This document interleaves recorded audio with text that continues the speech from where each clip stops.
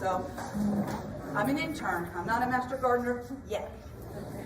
Anyhow, there's some, other than today, there are future things coming down that I want you guys to be aware of because they sound like they're going to be really cool and a lot of fun. One of the first things is going to be the spring vegetable and herb plant, which will be March 8th. We had one in the fall, and I was able to attend that one. Lots of fun. Got some great chamomiles, and I still have them. They're not dead, so yay! The other thing I want to talk to you briefly about is there's going to be a butterfly celebration event that will be May 3rd, and that should be really cool. I know they're going to have lots of different activities going on all about butterflies, so if you have any interest whatsoever, and you should, because your garden needs all the pollinators it could possibly have, you should definitely attend. The other thing that's going on here, oh, did I maybe go out of order? Oh, I completely forgot a class on April 5th on warm season vegetables and herbs. So that will be, I believe, on a Saturday as well. And that will be just in time for you to learn about them, then because you just bought them. Okay. So now what I would like to do is introduce you to, I'm just trying to make sure I'm doing all this right. Okay, we'll do I think actually we did this one. Okay. Our speaker today is Angela Chan. And I just was reading her bio and seeing some things that I can relate 100% with. She thinks she's a lazy gardener. Well, I don't think any gardeners are truly lazy because our butts are out there doing stuff. But we also want to do things as easily as possible, not do more than is necessary. She also likes to grow things that thrive here. And coming from the Northeast, things that I would grow in one season there, I'd have to go to a different season here. So gardening truly is regional, and she knows that, so we're going to learn some good stuff most definitely. And she also says that I guess her family kind of gives her a hard time, except when it's harvest time. Then all the effort that she has or has not done, all of a sudden, yay, we get to eat. So the other thing, I think I already mentioned that we have the plant sale. We're going to be having another class talking about herbs. And if you have any questions about anything, there is a website you can go to, or if you want, just mail me before you leave, and I will answer whatever questions I can. If I cannot answer a question, I will pass you on to someone who can. And there are several other interns and master gardeners here who will be more than happy to answer any questions you possibly have. So I'm not going to bother talking anymore. Thank you for coming, and you're going to learn some good stuff. Thank you. Thank you for that. I have my mic. Well, welcome everybody. Good morning, and thank you for coming up, getting up early and bright on a Saturday morning when I know in Houston they are celebrating rodeo time. No rodeo lovers, we have it here in Outland Fairgrounds, so celebrate it here, if not in Houston. So today we're talking about setting up raised beds or planters, and this topic is actually very focused. There are a lot of wide areas of discussion we could have, but we're focusing on setting things up. The class was originally developed by our lovely master gardener, Sam Qureshi. She has a conflict today, so she could not be with us. You're stuck with me. But fear not, she will be with us partially, at least digitally.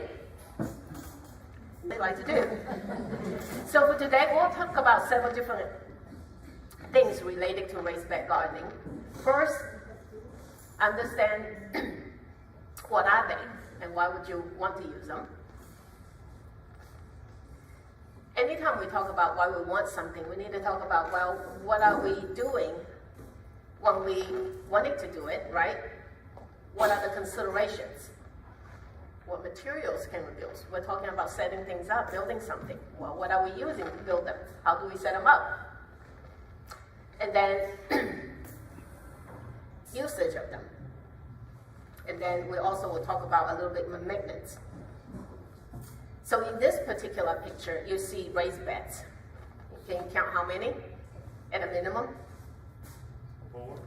4, very good. I should win prizes. You got 2 beds in the back with trellis, for vining plants, you got another bed in the back there, and then you got this bed here front and center. What do you also observe from this picture? Beautiful plants and vegetables, but what about them? What is this? Mix.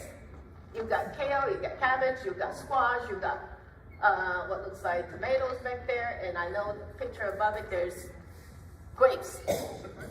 They all grow together? Huh? They all like to grow together? I'm sorry. They all like to grow together? You can plant things that don't necessarily like to grow together to some extent, right? So you can, it's one consideration. That's why the beauty of having beds that you can rotate things in and out and do some trials. What makes this particular set of beds thrive is one of the things that we talk about, compatibilities of plants. But the practice that's being used here have different techniques. One is interplanting, planting different things together. Sometimes you have things that finishes early, you harvest them that leave space. And then other plants that takes a long time to grow are still in the bed, and you can plant something else, right? The other thing that's tightly packed, a bed like this, is intensive gardening. You get more out of your limited space, but also what are the other benefits of packing plants together for those of you who have done some gardening? Reduction of weeds. Reduction of weeds, they cover the ground. When there's bare ground, what does nature like to do? Try to keep it covered.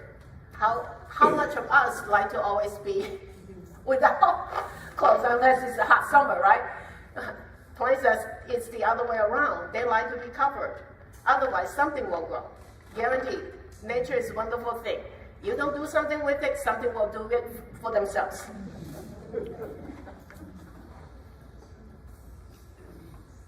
So what are some of the common characteristics of this set of pictures? One, obviously they're raised above ground. So a raised bed can be just grounds like this, that is higher than the rest of the area. And this one doesn't even have a border. But you can mount it up and you have a raised bed. Practically every one of us, if you have property with a little flower bed, you have a raised bed somewhere with you already. So, yay, you already know how, right? Yeah, so most often we don't think about that kind of bed as a raised bed, but really it is. Now, in this set of beds, we see examples of interplanting as well. This particular picture, like beds are intentionally built in a very strategically placed in a space that may otherwise be a not very functional space. And then you got grow bags or planters or other containers that may have a bottom with drainage holes. That could be considered as a raised bed too, although we do call them more as a container and container gardening. But similar idea there, and then another bed in the ground with borders. So why do we want to use raised beds? We talked about some of the benefits earlier. It's definitely a lot more manageable. You define the space and you work that area. You control the soil, right? If it needs a little amendment, you can amend that little area instead of an entire larger area that you have in your backyard. You can control drainage a lot better. What do we have here in Houston, everybody? Black gumbo, minus the few that are new residents in our area. Right, we have black gumbo. Black gumbo is wonderful material. It's nutrient dense, except the particles are so tightly packed together, it doesn't drain well. The roots cannot penetrate, the roots cannot breathe. And then when it's dry, what happens? It cracks, right? So in the raised bed, you can have better weed control. I mentioned that earlier. And then you can have much higher yield, again, through intensive gardening, through cultivating a very defined area. And you can build them up a lot higher for root crops like carrots. You can have lots of room for them to grow. If you're trying to plant them in the ground, you have to till that soil very, very deep. Still the same depth that it needs for the entire root. If you want a foot-long carrot, you need to at least have, 18 inches, if not more, of space for that root to penetrate and more of the roots to grow down to get soils, nutrients, and to get water, and to also be able to breathe. And when you have confined borders, you can reduce damage from critters, and you can also much more easily protect it by building up cage areas to discourage our lovely friends here. We have a ton of squirrels, birds, and you'll see later on, Sam lives in Missouri City. She has rabbits in her backyard regularly. So she had friends coming to visit at all times to share her bounty, besides the family. Having raised beds also allow everybody to grow. We have some young gardeners here. When you are short, you can bang in the ground all right, but it's probably easier for you to just stand and being able to see what you're doing. But also, differently able people. We all get old someday. We may need to be, like this gentleman here, require some assistance to get through things, and so building raised beds allows us to create a bed at the right height where we can access them and work with them easier. And we talked about being able to manage the soil, being able to rotate our crops so we can change whatever it is we're growing a lot faster and easier. When the soils are intentionally added and mixed in a raised bed, they're a lot pliable, they're softer, they're roomy. So if you wanted to pull out a plant in a raised bed, and I've done both, right, versus regular in-ground beds, it's definitely a lot easier. I could rip them out of there with one finger or two, versus sometimes I have to use my whole body weight to pull something out if they're in ground, in contact with a lot of clay soil. And again, we talked about, they don't require a lot of space. You can have one little planter container or grow bag. You can have a little 2x2 area in your backyard, side yard, or even a corner of your existing raised bed, believe it or not. You can be creative. And you can divide up the work. If you have a family, maybe one person can have one corner of the bed, you have a different corner of the bed, or you can assign them throughout the season. You sow the seeds, I water, somebody else weed, somebody else harvest. No, everybody wants to harvest. Who doesn't? And you can add aesthetic value. You can put flowers in there. You can grow crops that are ornamentally beautiful. Anybody grow ornamental cabbage? They're edible too. They may not taste as great, but it depends, right? We all eat different things. Some people think okras are awful because they're slimy. I love them. I think Malabar spinach are awful, even though it's similar to okra, it's slimy, but I just don't like them as much. So I'm like going something else, right? But you've got your choices. So planting and planning for raised bed garden. What do you want to grow? What is the function that it's going to serve? If you wanted to grow just leafy greens, they don't require a lot of root space, so you don't have to make the bed as high. But again, we talked about if you have rooted crops, you wanted to grow things with tubers, go down, or even have perennials in your bed. You probably want to make sure that you build a bed that's a little bit higher. And when you be moving it, with soil included planters, raised beds are awfully heavy. I can barely move a 100-pound container. I'm not gonna move a 2,000-pound bed. Even though it can be done, which I've sort of done it by reconfiguring my bed, but I have to move things one little bit at a time, one wheelbarrow at a time. It's gonna be tough. And who will access the beds and what are your personal needs, right? Is it safe? If you use metal, is it gonna have edges that may cut fingers? What about the material that you use? Long time ago, people used railroad ties. I don't think anybody uses that because it leaches chemicals, right? Other materials that are very well preserved, which is great for the function that they're built for, but they may not be good material to consider using for building raised bed garden where you might grow food crop. And the location, is it accessible? Does it get enough sunlight? Do you have room to work? And then other considerations are the cost. How much money do you have to spend budget for all the materials? And then where there are red drainage, if you need to increase drainage by building a French drain, that could increase your cost substantially. Irrigation consideration, constructions and materials. So we'll talk about all of those in a little bit more detail. Also write down your goals and expectations. A lot of times we get started with a project with a lot of passion, a lot of exciting ideas, and then along the way somewhere in there we sidetrack, we may forget what we initially wanted this for.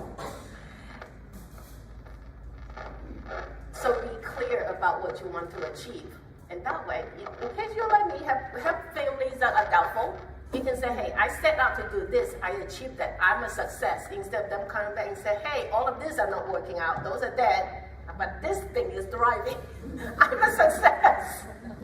Right? So if you know what you wanted to achieve, you can pinpoint to your goal. And also really, I don't know about you, whenever I go out to the nursery, even I did not plan on buying anything, I come back with armful of stuff. And I go, where am I going to put them? I had an idea when I buy them. When I get them home, I'm like, no, I have no room here, I have no room there, I have no room there. What am I doing with all the seedlings and plants? So when you have a goal, you can kind of contain your urge to become a greener thumb. So overall, plan for the space and you're committing to your goals. Write them down. Pick them up somewhere. That may help. Now, raised bed. And any location where you want to garden, light is one of the first considerations. Most plants require 6 to 8 hours of sunlight a day to thrive. Even for plants that love shady areas, they still require sunlight. They just don't like the lights on them directly. So you can track and follow the sun. If you haven't gardened before, it's kind of fun. We know the sun rises out of east, and they go travel which direction? To the west? We're in the northern hemisphere, so the sun travels southerly. But throughout the year, it will go in a slight different angle. During the summer, when it's most intense, it's obvious, it's right on top of us. So you can see that line, that first sun on the picture there is angled up. And then spring and fall, where it's slightly cooler, the angle is a little bit tilted, right? And then when it's winter, it's even lower. And that makes sense because it's not as hot, so the sun is not as directly on top of us. Distance to us, it's a little bit further away. So take note of the angle of the sun that travels in your desired space that you picked up for your raised beds. Track where it goes throughout the day. I don't know if there's anything that's blocking the sun in this picture here. We have the house itself, we have fence, we have trees. So are any of those structures casting shadow on your beds? Again, we say some of the plants like to be shaded and have just indirect light, but you need direct sunlight 6 to 8 hours a day for the most part. Just not as intense sometimes. So if you are putting things right next to fence, is that fence in that southerly direction where it's going to shade out a lot of your light throughout the day. It may provide some shade protection, but it doesn't give light to the leaves for photosynthesis, right? But you have the morning sun and you have the afternoon sun. We have very, very long afternoon sunlight time. So some of my plants, even when I put them right next to the fence, they thrive just fine because between the morning and some of the indirect light in the hottest part of the day and the evening and afternoon sunlight, there's enough. But overall though, they don't like that area just because it doesn't get enough light. So observe and take notes, and then determine the height of the bed. In-ground beds, you'll have the beds directly contacting the soil, directly contacting your ground material. If you use a border, generally 8 to 12 inches, a lot of the leafy green crops, 8 to 12 inches of soil is enough.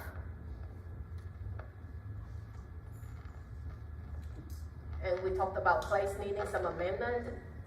Mainly with organic material, it needs a lot of organic material to work that clay soil. I've done at least 50-50, to where you have 50% organic material, 50% clay. And I've done a lot less, and guess what? I'm still digging through clay. Just because they are, again, so finding. What do you think about importing some of this, kind of this orange Oh. silty material? So the question is, I'm sorry. Yes, we're considering bringing in some non-native soil, and there's this orange material that they seem to be using along when they're building roads and all that. And what would you think about applying some of, getting some of that in there in addition to the organic matter, and maybe going a little bit deeper and filling it in there to improve the drainage? Okay, so the question is adding non-native soil, and some of which include materials that were used to build roads that looks orange. I don't know what the composition of those soils are, so I don't have a recommendation one way or the other. I do suggest you check to make sure what you are getting in is proper soil. There are a lot of different things utilized for the road unless you know what you're bringing in.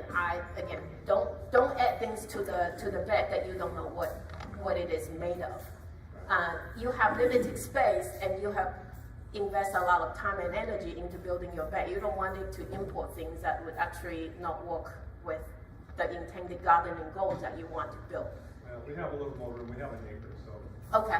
yeah, so, yeah. In that case, you can test it, but again, raw materials are used for road. They're used for durability, they're used for different purpose than growing. So what's in them, I don't know personally, so again, you might want to check and make sure that, again, you're utilizing things that will help. Now, if all you're doing is help building beds at the bottom to give you the height, now that's a different story. You may be able to use that to increase height, but in that case, I would suggest that people try something called hugelkultur. You use basically plain waste material that are cut down, that are no disease or anything like that. But if you're pruning your trees and whatnot, and you're building, say, a 3 feet high bed, you can use all of those logs and branches and whatnot at the bottom, and then you layer layers of, say, use newspaper that's wetted down to cover it, so make sure that nothing still grows through them. And then you put another at least a foot and a half of good soil on top and make you a hugelkultur bed. And those materials on the bottom over time will decay and rot, and they will actually become nutrient for your bed, and you incorporate them, but that will save you a lot of money. All right, so you can make sure you build it on a permeable surface. That would be best, where you can drain and absorb some of the water from the top that goes into it. Now, if you don't, you have a hard surface on concrete. Guess what? Of course, you can still garden. Some of us have patio owners, or you rent. You don't want it to invest in beds where you can take it with you when you move. And so you have a concrete patio. Of course, you can still grow it. Just make sure that whatever you set on top of it has enough room to drain. That patio is not going to sit in water when it rains. And so if it sits in water, that means what? Your plant is going to sit in water. Not fun, not good, right? So drainage consideration. In this bed, you see quashed granite. And then in here, you see a French drain with the pop-up grate. This one usually pops up when there's water pressure. And some of them are just higher. So it depends on the design that you have. But if you build your bed a lot higher and you have area for water to drain and flow out, then your plants in the beds will not drown. Materials in the bed, again, determines how fast the water inside the bed will drain. You want to make sure that, again, incorporate a lot of organic materials so that way they don't hold water as tightly as clay and have a hard time letting the water out. And then the sloping of the lake or your bed. And make sure that it has a natural slope so that water can slowly run away. And then other options would be building some extra drainage support, including a actual French drain. So here we're gonna see our course creator that That's same. One option for drainage is to have French drains. There's an initial cost in putting them in, but the advantage is that even when you have flooding and lots of rain, your plants and beds don't receive more water than they need. In this case, this drain and the others in the yard go out to the curb and empty in to the sewer system. So that's a close-up of the grate where the water enters into the French drain, and there's pipes underneath that is surrounded by lots of pebbles, and then rubbed with another layer of landscaping fabric with dirt and soil built back up. So here we're talking about drainage. In a tall raised bed like this one, having good drainage is pretty easy because when it rains or when you water, even if you overwater, the water comes out from the bottom. Notice also that there's a slight angle coming away from the beds. That assists with drainage too, so even the bottoms don't sit in water. So let's move on to talking about building soils in the bed. What is soil? Well, it has air, minerals, water content, and a lot of decaying remains of plants and animal original organic material. We talked about compost a lot. What's compost? That's the decays of the ones living organisms. For the most part, we look at compost as really just the plant material that's decomposed, but in nature, it decomposes animal bones and whatnot. It happens, right? A part of that composted product, manure, animal byproducts can be composted and utilized. Some of us who have chicken, rabbits, cows, even horses, if you know what they're eating, their diet contains materials that don't have a ton of pesticides and herbicides, and they're healthy. Their byproducts can be composted and utilized as amendments and be added to the soil as well. And generally speaking, compost already contain most of the nutrients needed. When I first built my raised beds, I literally bought an entire truckload of compost because I didn't want to deal with not knowing what I'm getting, needing to amend. By the time I adding add more calcium, magnesium, add more phosphate, add more whatever. I mean, I am putting in a lot of money into making that soil usable, and I might as well buy some of the best material and have nearly an instant garden, right? So you can create planting mix, and one way to do it maybe a slightly cheaper is, as Sam mentioned, she used composting manure with topsoil. Topsoil and composting material from the garden centers and nurseries are some of the cheaper bags of soil to build up the bulk. And then she adds additional, more nutrient-dense planting mix on top where the plants are starting to grow, right? So that's where they need the most nutrients. So you give it where it's needed the most, and then some of the other areas you can kind of use less expensive material but still helps the plants to grow. So the key points is that no matter what kind of plants you're growing, you require organic material is part of the soil. And you want to amend it depending on what you are growing and different season of what it's growing. Usually, fertilizers at the NPK ratings, just think about the N is nitrogen. Nitrogen is for green leaves. So N is the first number. P is your phosphorus, and that's used for growing a lot of fruits in the middle. And then the potassium at the bottom is used for growing strong roots. So if you have a root crop, more likely than not, you need more potassium than you need, say, the middle number, NPK, right? So nitrogen, phosphorus, potassium, right? Leaves, fruits, roots, flowers, and fruits. And some of the plants require more of one kind of nutrient or type of soil than others. For example, blueberry is a very, very high acidic neem plant, and its pH requirements are around 4.5, whereas most of the plants are around 6.5 to maybe 7.5. So if you are trying to grow blueberries in a bed with others, you probably want to segregate that space just a little bit to make sure that wherever the blueberry is at has way more acidic soil and amendment than the rest of the bed. And preferably you want to grow it in its own bed entirely. So in this case, you definitely do want to group things that has similar needs together.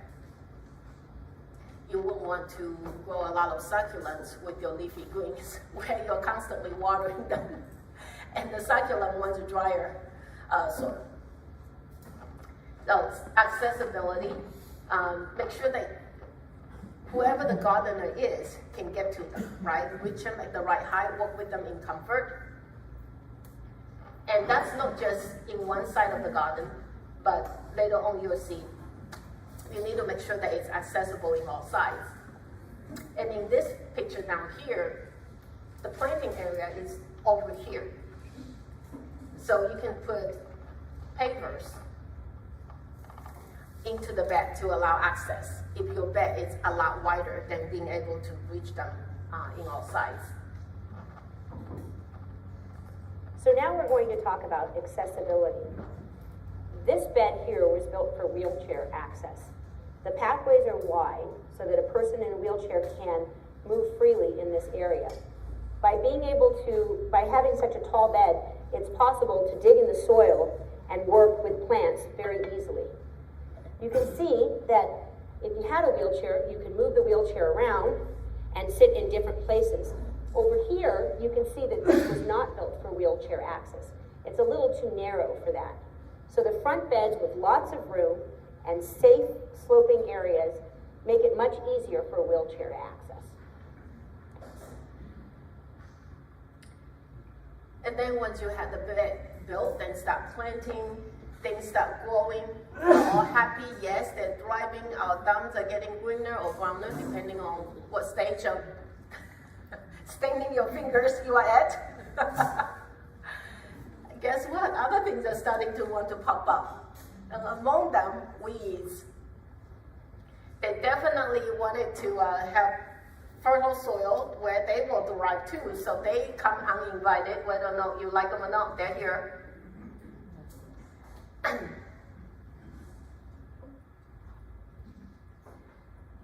Now, over time, the plants grow. Yes, I'm sorry, sir. You have a question? You know, on the base, they show that weed control cloth or material.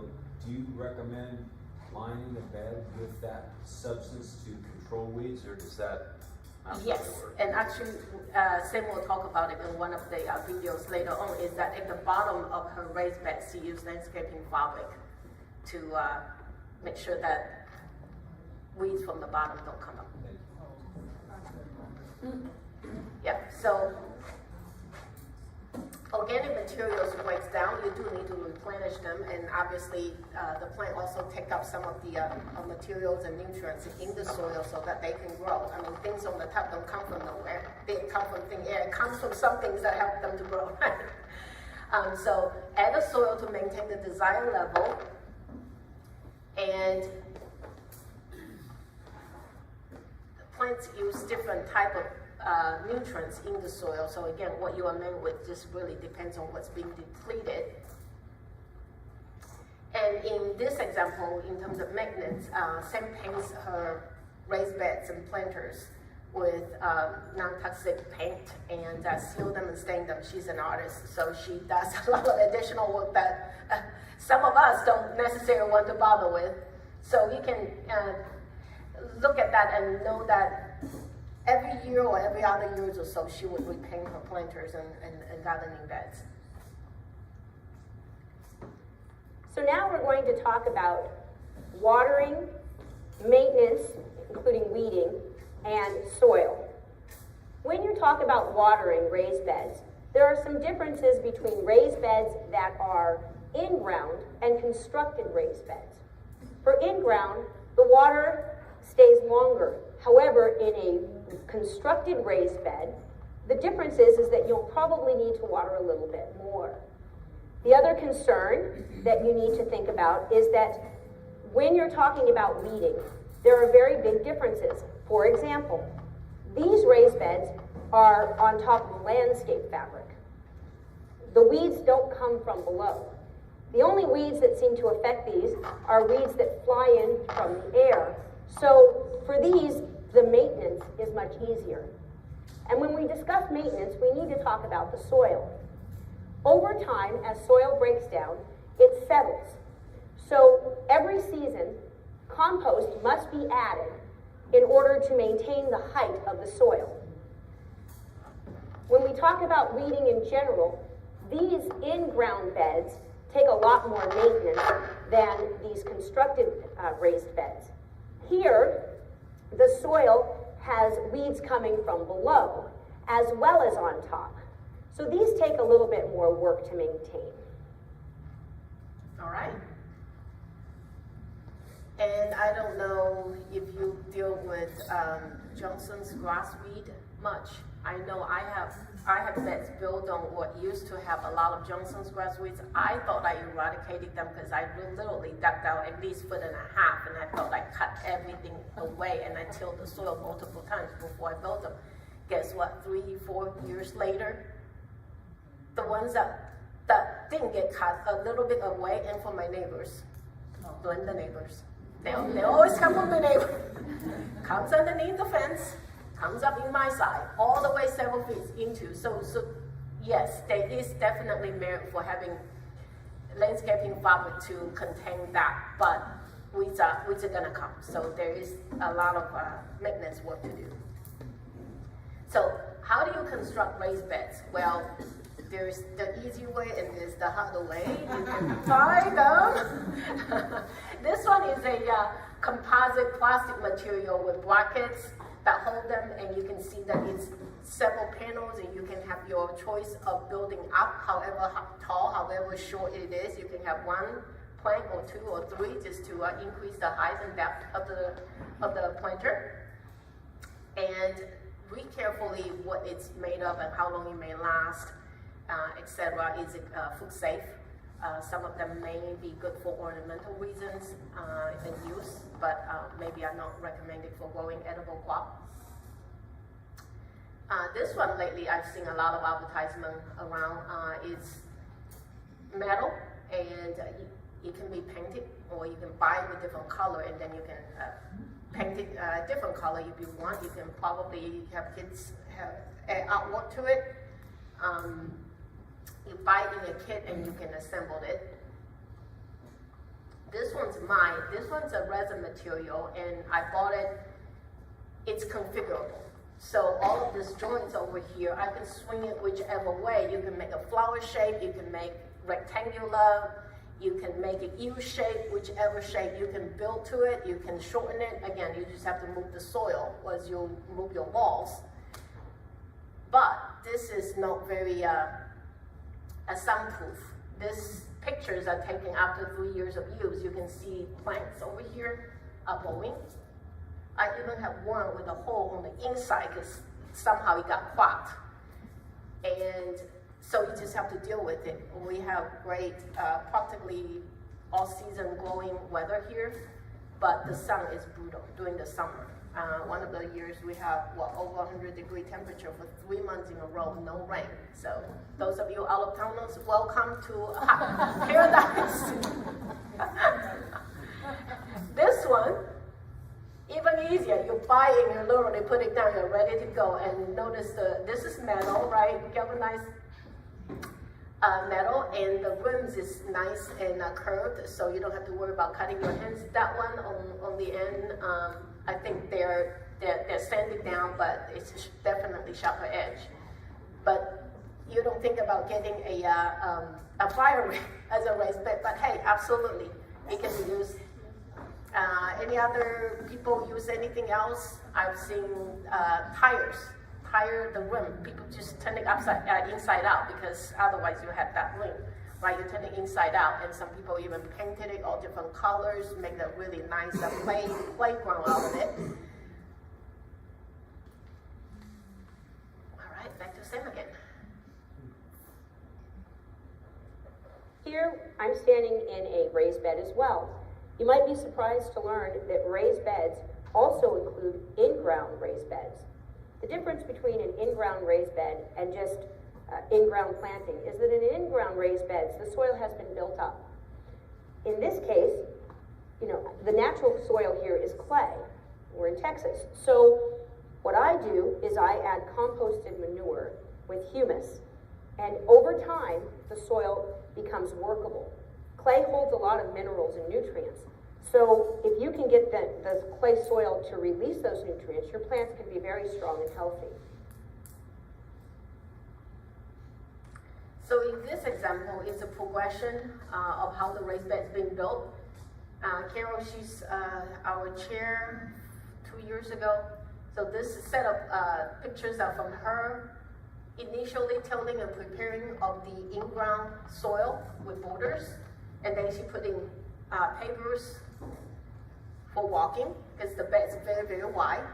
I don't think any of us has elastic arms that we could reach 4 or 5 feet into the bed. So you need something to help you to land your feet. You don't really want to step directly into the soil because again, that would compact them and it's not gonna help your plants to grow. And if you don't define the space where your feet are going to land and how you're gonna work, you can also have plants growing there. And then you have to decide whether or not you pulled it up now so you can actually have some space to move around to work or what. So plan ahead. And then she also laid out a drip irrigation system for watering consideration, and now she has a large garden. So takes some work, takes some planning, but success is in sight. And you can use black stone, cinder blocks, grow bags, lots of different materials. Now in this picture of my bag, I use the capstones over here to top over all of my cinder blocks. For one, I don't have to deal with weeds coming from this nice open space from the cinder block. For two, I get to sit anywhere I want. Right? Those pavers, they're nice and wide and holds the weight well. And you'll also notice the pathways. I purposely make them pretty narrow because my wheelbarrow is only 22 inches, so that's to measure. So when I wheelbarrow things in, I have plenty of space. There are some wheelbarrows that are very wide, if that's what you're using. Again, consider whether or not you're gonna have room to maneuver. And as you are building, you're going to consider other things that you can add to your beds. In this one, I have kettle panels that were part of my bed design. And you can see also there, with cinder blocks, you can build it multiple layers. Again, you can build a section of it extra high, the rest of them low. It's very flexible. You have options. And none of them are cemented in. So I can move. I mean, I don't plan to move, but if I move, I could move all my cinder blocks and flatten them out and put turf back on, and people would never even know that I have a garden back there.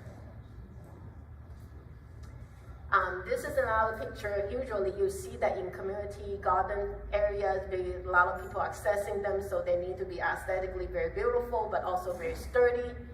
You may have kids that would wanna play with things, pebbles over there. The pathways are pretty wide, and while it may be wheelchair accessible, it's definitely not wheelchair friendly per se, because the wheels going onto those pebbles are gonna be tough.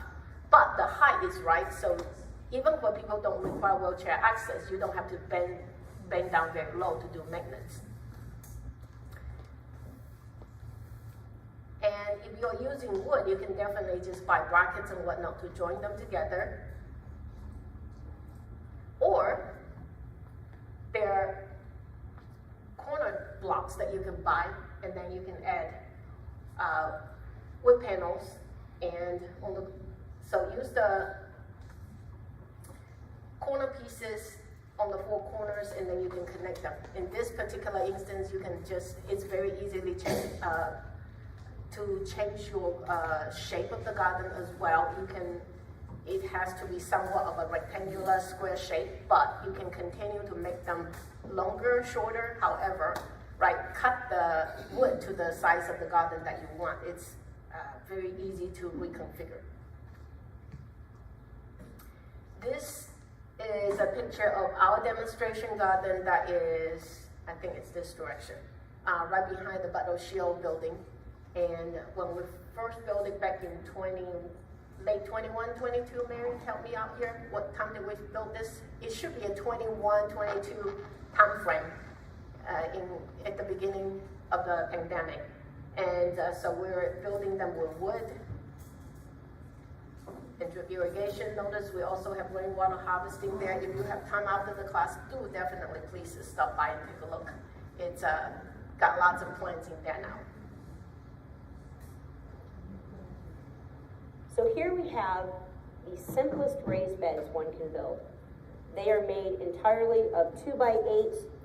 They're cut 4 pieces and bolted together. Nothing to them.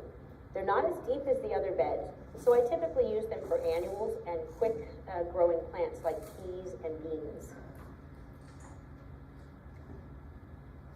So here's a series of pictures of how she built the beds, and again, you see landscaping fabric here at the bottom, and then you see tucked it with decomposed granite for pathway, and then fill up the soil inside the beds. And over time, again, Lush Garden success is inside.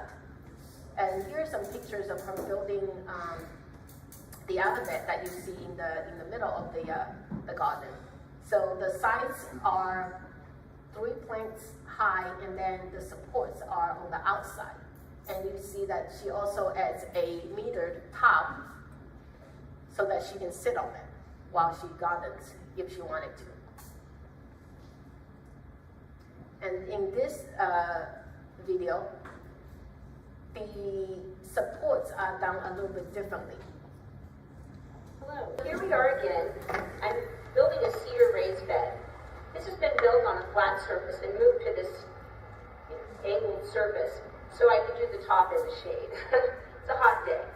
All right, so a couple things that you need to know when you're building beds. When you build cedar beds or any other wooded beds, you need to think about safety. I've got eye protection, respiratory protection, and ear protection. So I protect my lungs, my eyes, and my hearing. All right, let's get started. So first, notice that I have stacked 3 fence pickets high, 1 2x2 support that goes nearly to the ground, but not quite. And the smaller fence pickets are along the edges in order to add support. Notice these extra little blocks. These support the shorter sides. So the way I do the top is I put the top like this, the piece here, and measure the distance I want and cut 2 like that. Then I fit these between and mark the size I want. Notice that this piece will go into this corner. All right, I'll show you the finished bed and the pictures after this video.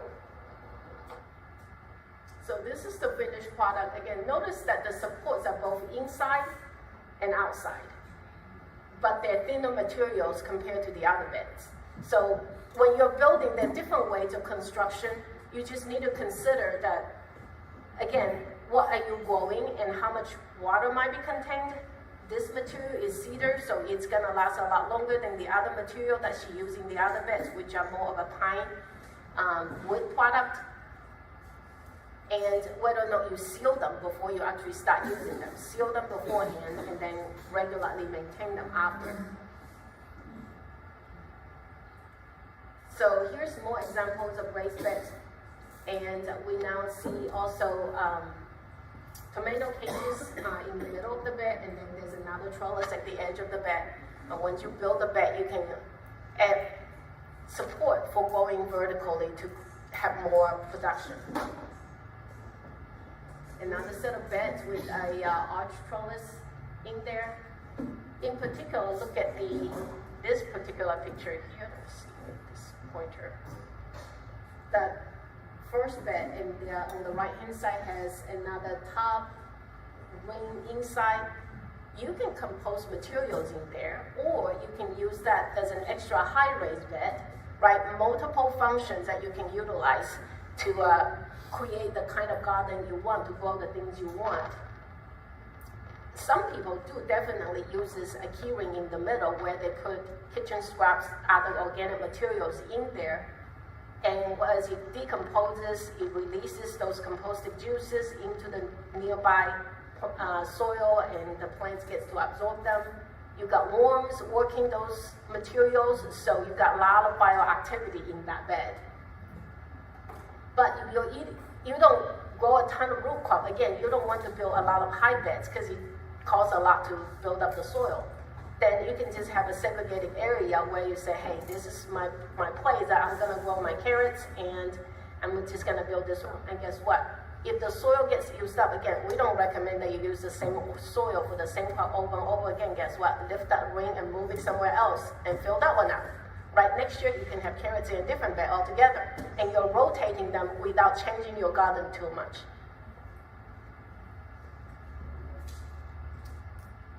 So this is back to Sam's pictures with the edges that she can use for sitting. And talking about those edges for sitting, she made the edge for the entire bed. I did it too with my cinder block caps, but you really don't have to do that. If you don't want to spend the money for the entire bed, you can do it every so many feet so that you can sit wherever, but again, save some money instead of having to cover every single area of your entire bed. You know, just strategically put it where you want to have a rest. So here's also more pictures of trellis and vertical growing options. She's got trellis all the way up on the top there for her grapes, and then tomato cages in the bed. Another option is that you can also build a cold frame on top of your bed. When you have a defined area, you are trying to make changes to that microclimate, it's a lot easier to just have a cold frame for one area.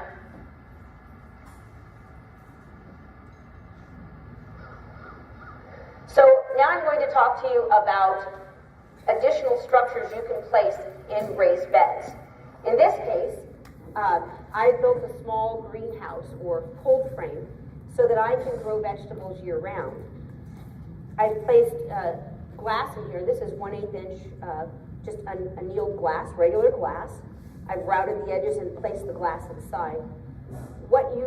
The advantage of having this is that I can not only grow food in the winter that doesn't normally grow in the winter, but I can start seedlings for the rest of the garden quite early. In this case right now, I've got okra that started that will go out in the main garden when the broccoli comes out. I've got basil, cucumbers, tomatoes, peppers, and some lettuces and eggplant. So in this case, a lot of these plants will be moved out to the rest of the garden, but I gave them a head start and saved myself some money as well because I didn't have to buy plants, I was able to buy seeds.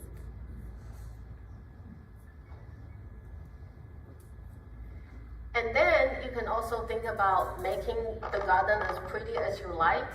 She's got ornamental hooks over there and hangs her working tools there while instead of leaving them on the ground everywhere. You can also add planters on top of your raised bed planter to just also extend this growing space and create options. Right? Those are the things that's much more temporary. If you have a little extra window planter hanging on there for the season. I mean, this, again, back to the earlier comments about when you go out to the nursery, when everything is blooming, you just are itching to get more stuff. This is one way you can find some space.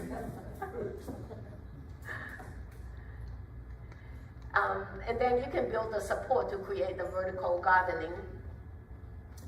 Stepping stones for easier access, and then drainage. So this is the prepared discussions. We're open for more questions, comments. Any additional questions?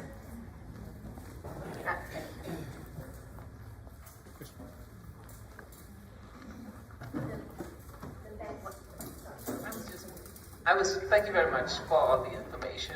I was just wondering about the cost for those cedar beds. So she built this back in early 2022. It was $205 for that box that she was building. No labor costs, no tool costs, just the wood. Earlier, when we were looking at some of the beds that she was making, talked about maybe using some granite, some crushed granite or something. Is that for drainage in the bottom, or was that for just a pathway around? That's for pathway. So you use the materials that you have that's most economical and functional. For her, she used the landscaping fabric to block the weeds, so you don't necessarily need to put crushed granite in first. But you can if you have the material.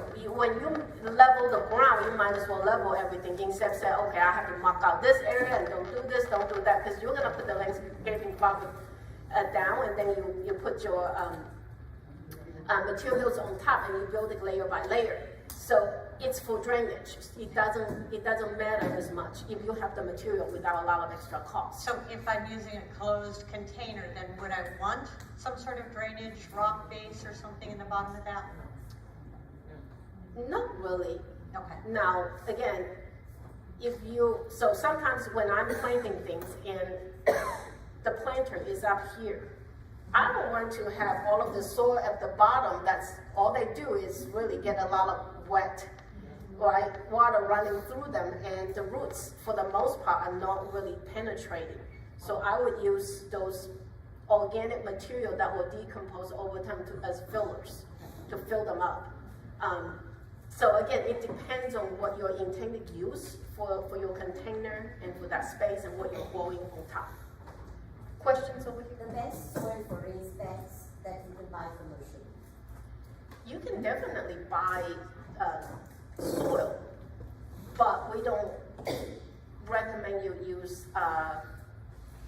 potting mix. You want to use gardening mix, right? In a potted growing medium, for the most part, they don't have any interaction with the ground, right? There is no mycorrhizal fungi activities going on as much because, and most of the potting mix has a lot of organic material, but it's different than the garden soil. It has amendments added to it, but you want it to encourage the in-ground beds a lot more functional because partly the drainage, but the other part is that there is a lot more activity. For example, we talked about earthworms. You can put that little compost ring in there because there will be worm activity naturally occurring. Well, in a true container, you're not gonna really have a ton of worms. If they are there for a while, they're running out of material to eat, they're gonna die. And they have no way of getting out of that container and go somewhere else to find food. Can I just ask an extension to that question? So, sorry. Do you have any suggestions for keeping the ants out? Or what do you use for ants?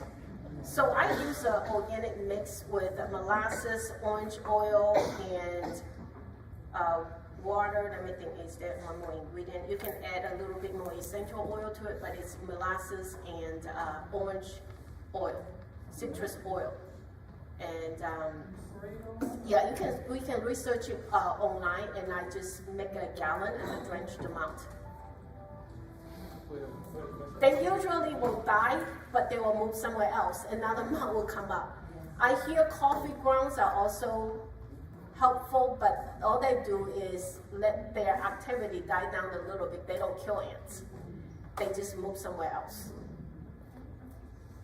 So, here. Yeah, good. Yes. So talking about the top of the layer of the soil, Okay. I know you said gardening mix, but is there a recommended composition that you would say, add manure, add compost, add, landscaping mix in some proportion for the most healthiest of vegetables? It really depends on what you're growing. Composite manures, you can even smell it. It's pretty high in nitrogen, right? So it has a certain chemical composition. It depends on what you're growing. If you're growing a lot of leafy greens, that might work, but you don't want that 100% of that, right? So compost, regular compost that are nutrient dense is really one of the best. And that way you don't have to try to figure out, well, what else do I need to add to it? Okay. Because And then the- compost usually has green material and wooded material, so both the carbon and the nitrogens are in there. And then if you're building a taller raised bed, you talked about putting organic stuff at the bottom. Yes. What other sort of filler layers would you put in to get So to you the do top? the heavier materials on, say, wood logs. Yeah. Heavier material on the bottom, and then branches on the top, leaves, the next layer, right? And then, but you wanted to have another layer that kind of, again, keeps things from going up, because not all of the materials you put in are necessarily already dead. Like they're in their process of dying, but weeds and whatnot keeps on sprouting. Seeds and whatever the branches, I mean, I know nuts from my oak trees, they constantly pop up everywhere, right? So if you happen to have wood, oak branches that has some nuts in them, they might sprout, and they're deep rooted. Once they sprout, man, it takes a while to get rid of them. So put another layer of wetted newspaper, tissue paper, that do not have greasy point, right? That do not have oily point, because those may have toxic material. Black and white point type of things are okay. Cardboard, make sure that you ripped out all of the plastic tape and or those shiny labels and whatnot. So you just, because cardboard is also a carbon material. Let me, More questions on this? yeah, let me get a question here, and I'll make my way around so we can have. Yeah, keep your hand up until James acknowledges you, so he will go to you next. I know you mentioned not using potting soil for the raised beds, but how do you feel about raised bed soil to put on top? Because I don't do my own composting. I personally do use them in my own pots, and they do tend to be denser. So I need more organic material to kind of lighten them up. Now, in a regular pot, the pot has the size, and they get heated, and water evaporates out of the planter a lot quicker. So you wanted materials that can absorb and hold water a little bit longer, but not water clog. Any questions? So I gathered some leaves to do as filler at the bottom of my raised bed, and I put them in bags, and I noticed there's a lot of condensation in them this morning. I'm not going to be able to put it up until next week. Am I contaminating those leaves in that sealed I'm sorry? bag? I have gathered leaves to put as filler in the bottom of my bed. I put them in bags, and I noticed this morning there's a lot of condensation in there. Am I contaminating those leaves? A little bit moldy stuff is okay. I mean, the organic materials, I'm lazy gardener. I don't turn my compost pile like I should. And of course, when I throw organic materials in there, they're gonna rot and mold. Over time, they'll all mix together. I just make sure I don't use those materials as a side dressing anytime soon. I just wait till everything fully decay. Okay, I think we're gonna pause here for a minute. We'll get to all the questions, but we're gonna put up a QR code for you to give us a feedback, because I think we have some people leaving. Yes. And while So you're if doing you that, could, take a picture of the QR code and answer the survey questions to provide feedback for today's session. The code will also be emailed to you along with a recording of today's class for review. And later on, the same class will be posted to the Fort Bend County Extension's website for general public access. So there are multiple ways to get to this material, and we can continue with the question. yeah, any more question on this side of the room? Okay, I'll jump over there.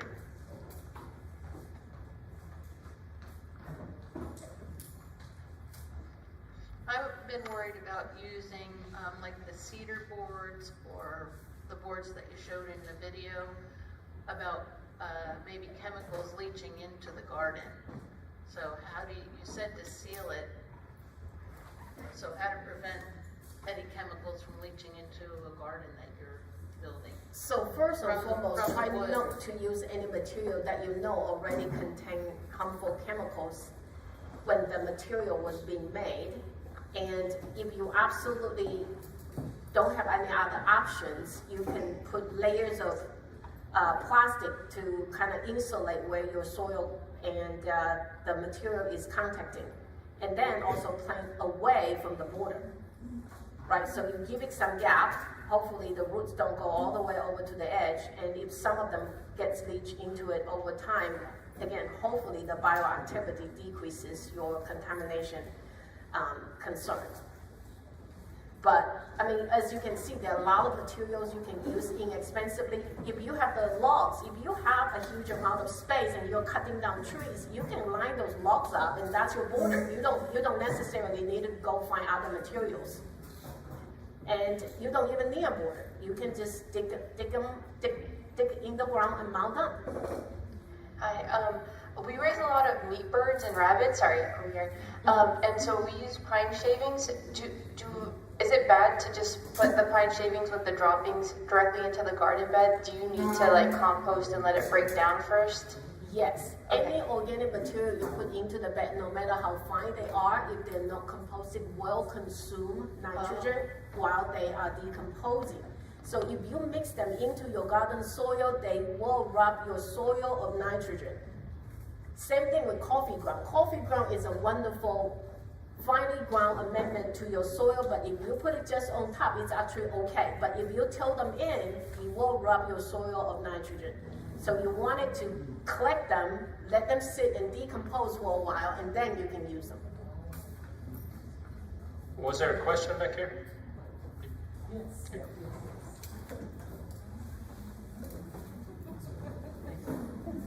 I was just wondering, for citrus plants, do you suggest putting them in the ground or leave them in a planter? We've been advising people to keep in the pots because we definitely have at least 1 or 2 times of freezing temperature here in Houston. But if you are able to build protection when those events occur, you can absolutely leave them in the ground. There are some people who build pretty large greenhouses and have huge success. And if you protect them when the event occurs. So I keep my citrus tree literally tiny trees. First, I buy them dwarf, so they are already tiny. I prune them rigorously so they don't even get to 5-6 feet tall. And if I have to protect them, the really small ones, I just flip over a big old trash can and I put some heat elements inside the trash can. I seal the edges with some towels and whatnot so cold air don't go underneath and get in there, and it's a day or 2. But for bigger ones, I do rub them with burlap or other fabric material first, and then I put a layer of plastic on top of that fabric material. Again, you got to put some heat elements inside the protection. I had one person that I saw had a mango tree. Takes 3 guys a whole day to build a temporary housing, so to speak. But his tree is 15 years old. It's big, it's beautiful, it's productive. He is gonna protect that tree no matter what. So you gotta make commitment. You gotta know what you want, what you're willing to do. Right, so he's got his brothers, hey, freezing temperature come. If you want my mango later in the year, you better come and help me out here. And so they're here, they got their ladders, they got all of their material, all of their wood pieces, all of their drills, all of their plastics and heat elements. They're there for the whole day to assemble this temporary housing for his 15-year-old mango tree. So, any more questions? This lady has a question. I came from a high desert climate where I was comfortably able to grow all year round. Last year was my first year, and I felt like the heat really shortened my growing cycle. And I was wondering if there was any benefit to using shade cloth over the area so that way I could just get more produce. Absolutely. What that would look like when I would apply it, like what strength or percentage to use, if you can provide me with any information on that. So percentage of shade cloth, it goes anywhere from 20% shade to 50-60% shade. So it depends on what you're growing and how much of an area you're covering. Err on the side of less protection, unless you're seeing your plants are just drying out, shriveling out, then you increase it. But you can test by trial and error. So there are different ways. Personally, I use EMT pipes. I drill them into the ground, and then I have like a 10 connectors to connect them. So again, I build that frame and then I just clip the shade cloth on top, and you can drape them over to the side. There are other shade cloth you can use, like the white one that looks kind of like a frost cloth. So the one that I use is a darker material, and it can withstand the UV light. But I'm kind of lazy, so even though I have all the material, I don't always do it. I just plant plants that will thrive in the summer. So there are a lot of different plants you can grow here successfully in the summer. That includes okra, winter melon, that do not also have a problem with vine borers. Sweet potato, I was talking to a young family here, sweet potato, you can have tuber in the fall. All of the leaves of the sweet potatoes are edible. So just pick your leaves and blanch them, saute them. You can have summer greens all summer long while you still have a huge vining plant that will cover your soil, that will do well. Just make sure you water it plenty well. There are many other, I talked about Malabar spinach is another vining plant. Most vining plants do pretty well here in our Houston if it's right for our climate. You can grow a good amount of pole beans here in the summer. I've done yellow beans. They literally go this long for one bean. So you need only 5 of them for a meal. And 1 year I have them, my family begs me to please don't grow it anymore because they're sick and tired of having it every single day. And I only have one plant. Yarrow bean. So most of them are not literally 1 yard. There may be 1.5 foot, but I had one, I measured 24 or 28 inches. I don't remember, but it goes that long. Some of the more exotic ones like bitter melon grows like wild weed over here. It's a vining plant as well. So a lot of vining plants, because it's able to really even absorb moisture from the air if they're available. And at what point in the season would you use your shade cloth? May forward. We usually can get up to the 90s in early May already. Yeah, all the way through August, September. Any more questions? Yes, thank you. Oh, okay, question here.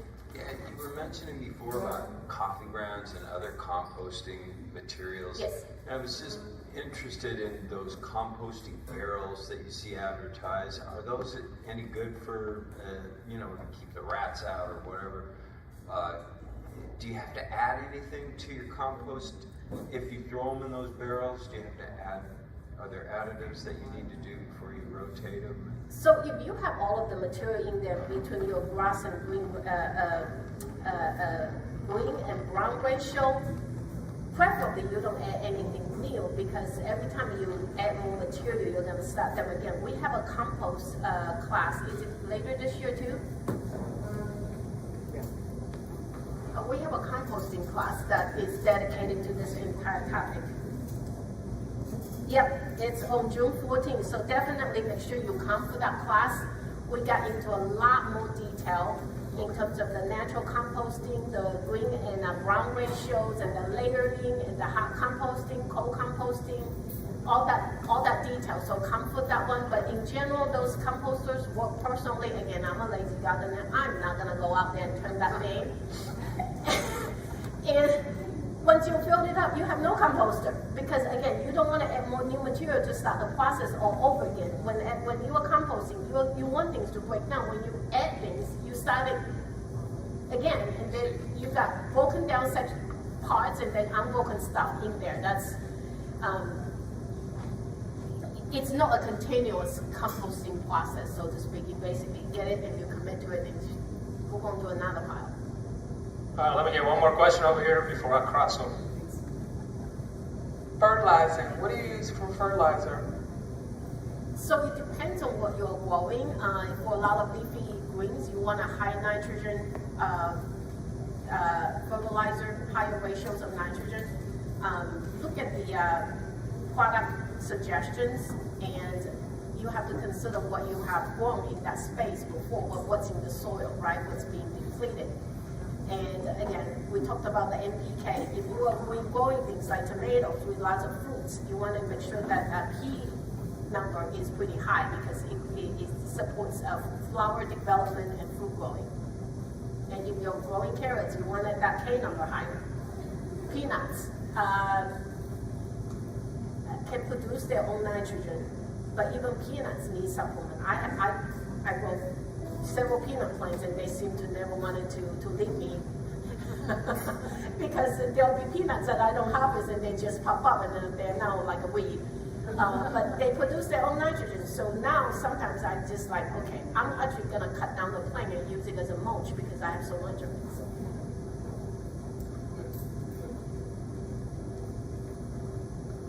So my question's about irrigation. I've got an existing vegetable bed and it's got sprinkler heads in it, and now I want to convert it to a raised bed garden with drip irrigation.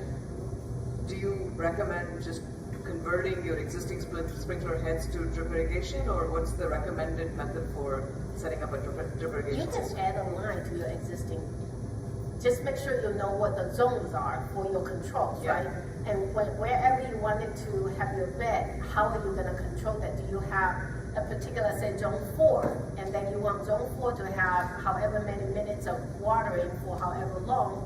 You have a system to isolate that area where the water distribution is to your liking. Okay. All right. Any Well- more questions? No, right, thank you very much. And remember all of the events we shared earlier.